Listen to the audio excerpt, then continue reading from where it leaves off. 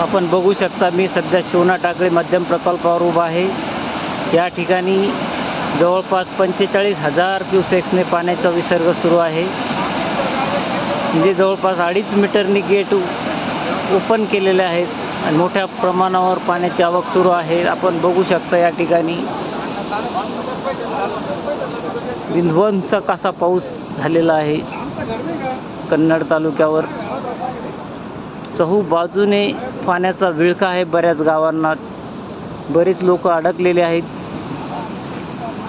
प्रशासनाकडून मदतीची तयारी सुरू आहे, जीव वाचवण्याची धडपड सगळ्यांची चालू आहे। हे बघा, शिवना टाकळीतून ह्या गेटद्वारे पाण्याचा विसर्ग मोठ्या प्रमाणावर होत आहे। ते गेट वरती केलेले आहे आणि नदीचा पूर्ण प्रवाह या ठिकाणी दिसत आहे। हे असं दृश्य या ठिकाणी टाकळी गावाला पण पाण्याचा फटका बसलेला आहे।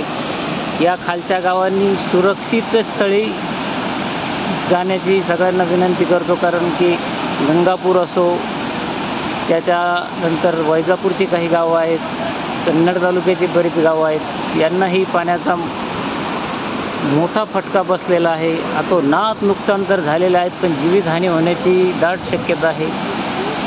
सर्वांनी काळजी घ्या, सुरक्षित स्थळी जा। धन्यवाद।